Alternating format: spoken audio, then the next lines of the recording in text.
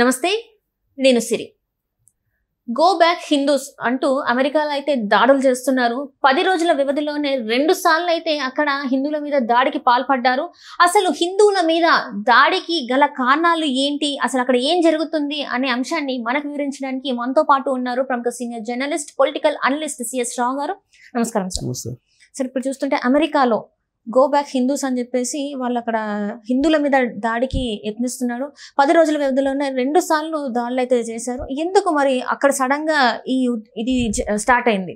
ఇప్పుడు భారతదేశ వ్యాప్తంగా కాదు, ప్రపంచవ్యాప్తంగా కూడా మతం, ప్రాంతం, కులం ఇవన్నీ చాలా సెన్సిటివ్ ఇష్యూస్, సున్నితమైనటువంటి అంశాలు. సరే, కులానికి సంబంధించి ఒక భారతదేశంలో తప్ప మిగతా చోట్ల పెద్దగా ఏమీ అంత ఉండదు. కుల వ్యవస్థ, కులానికి సంబంధించినటువంటి వ్యవహారాలు ఒక భారతదేశంలోనే నడుస్తుంటాయి. మతానికి సంబంధించినటువంటి అంశం ప్రపంచవ్యాప్తంగా ఉంది, సున్నితమైనటువంటి అంశం. ఒక దేశంలో మతానికి సంబంధించినటువంటి అంశం వివాదాస్పదం అయితే అది ప్రపంచం మొత్తానికి చుట్టుకుంటుంది. దాని యొక్క పరిణామాలు అక్కడ కూడా కనిపిస్తుంటాయి. రీసెంట్గా మనం చూస్తే కనుక సిక్కులకు సంబంధించిన ఇష్యూలో కెనడాలో జరిగినాయి. సిక్కులకు సంబంధించి కెనడాలో మనం దాడులు చూసాం. దాని మీద భారత ప్రభుత్వం, కెనడా ప్రభుత్వం రెండు లాస్ట్కి మాట్లాడుకోవాల్సినటువంటి పరిస్థితి వచ్చింది. ఇప్పుడు తాజాగా ఆంధ్రప్రదేశ్లో లేగినటువంటి లడ్డూలో కల్తీ విషయం, నూనె కల్తీ విషయం ప్రపంచవ్యాప్తంగా కూడా చర్చనీయాంశమైంది. ఎందుకంటే తిరుమల తిరుపతి దేవస్థానం అనేది ప్రపంచ ఆధ్యాత్మిక కేంద్రం, కలియుగ ప్రత్యక్ష దైవం తిరుమల వెంకటేశ్వరుడు. అక్కడికి ప్రపంచవ్యాప్తంగా ఉన్నటువంటి అందరూ వస్తూ ఉంటారు. అక్కడ ప్లస్ హిందువులు ఎక్కువ వస్తుంటారు. కాబట్టి ఇక్కడ భారతదేశంలో ఇక్కడ ఏదో ఒక ఘర్షణ జరుగుతుంది క్రైస్తవులకి హిందువులకు మధ్య అనేటువంటి ఒక ఒపీనియన్ పాశ్చాత్య దేశాల్లోకి వెళ్ళిపోయింది. ఒకనొక సమయంలో ఒబామా వచ్చినప్పుడు, తొలిసారిగా మోడీ ప్రధాని అయినప్పుడు ఇక్కడ అసహనం అనే దాన్ని కూడా ఆయన ఇండియా పర్యటన ముగించుకొని వెళ్ళిన తర్వాత ట్వీట్ చేయడం జరిగింది ఒబామా.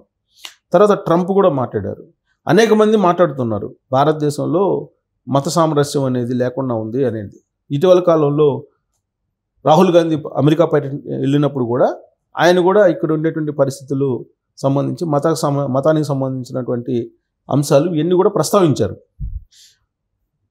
బహుశా దాని కారణంగానే ఇప్పుడు తలెత్తినటువంటి లడ్డు వివాదం, లడ్డుకు సంబంధించినటువంటి నెయ్యి కల్తీ సంబంధించినటువంటి అంశం, క్రైస్తవులకి హిందువులకు మధ్య ఒక యుద్ధం ఏదో జరుగుతుంది భారతదేశంలో అనేటువంటి సంకేతాలు కొన్ని వెళ్ళి ఉండవచ్చు. దాని పర్యవసానంగానే అమెరికాలో హిందూ దేవాలయాల మీద దాడులు జరిగినాయి. అది కూడా ఎప్పుడు జరిగినాయి? ఈ 10 రోజుల టెన్యూర్లోనే హిందూ దేవాలయాల మీద దాడులు జరిగినాయి. ఎక్కడ జరిగినాయి? కాలిఫోర్నియాలో జరిగినాయి. కాలిఫోర్నియాలో ఎక్కువ భారతదేశం నుంచి వెళ్ళినటువంటి వాళ్ళు ఉంటారు. ప్లస్ వాళ్ళల్లో కూడా తెలుగు రాష్ట్రాల నుంచి వెళ్ళినటువంటి వాళ్ళు ఎక్కువ ఉంటారు. అక్కడ వెంకటేశ్వర స్వామి గుళ్ళు ఉన్నాయి, కాలిఫోర్నియాలో ఉన్నాయి, న్యూజెర్సీలో ఉన్నాయి, న్యూయార్క్లో ఉన్నాయి, ఇవన్నీ చాలా చోట్ల ఉన్నాయి హిందూ టెంపుల్స్. ఆ టెంపుల్స్ మీద లాస్ట్ 10 డేస్ నుంచి 2 సార్లు దేవాలయాల మీద దాడులు జరిగినాయి. దాంతోపాటు నినాదాలు, హిందూ గో బ్యాక్, హిందువులు గో బ్యాక్ అని చెప్పి నినాదాలు రాశారు. అంటే దాని అర్థం ఏంటి?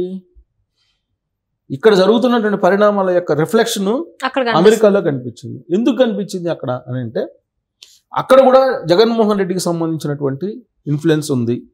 అక్కడ కూడా వైఎస్ఆర్ కాంగ్రెస్ పార్టీకి సంబంధించిన ఎన్ఆర్ఐ విభాగం ఉంది.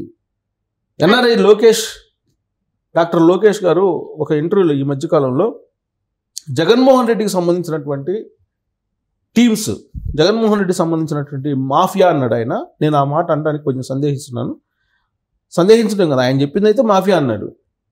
సో ఆ మాఫియా అనేది 26 దేశాల్లో ఉన్నాయి, 26 దేశాలతో లింకప్ అయింది ఆ మాఫియా.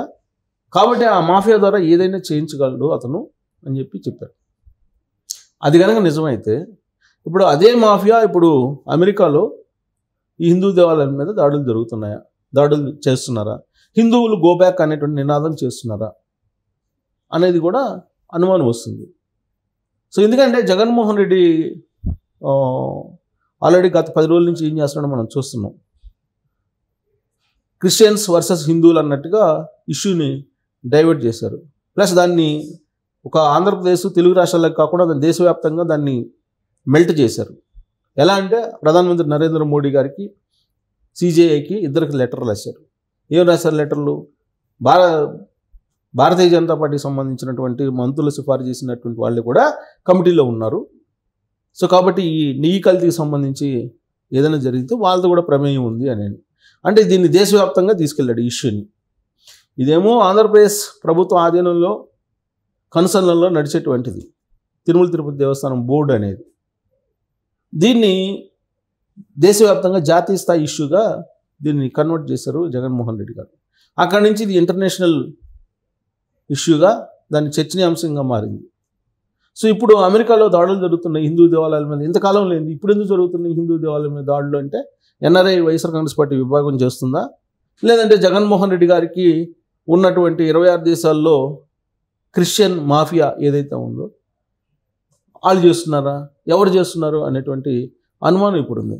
ఎందుకే అసలు అమెరికాలో ఏ ప్రాంతాల్లో ఎప్పుడెప్పుడు జరిగింది అనేది రిపోర్ట్ అయింది న్యూస్ పరంగా కూడా.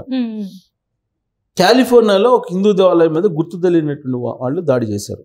ఇప్పుడు మనకు కనుక ఆంధ్రప్రదేశ్లో అనంతపురంలో గుర్తు తెలియనటువంటి వాళ్ళు రథాన్ని తగలబెట్టారు కదా, అలాగే అమెరికాలో ఉండేటువంటి హిందూ దేవాలయం అది కూడా కాలిఫోర్నియాలో ఉండే దేవాలయాల మీద దాడి చేశారు. ఇక్కడ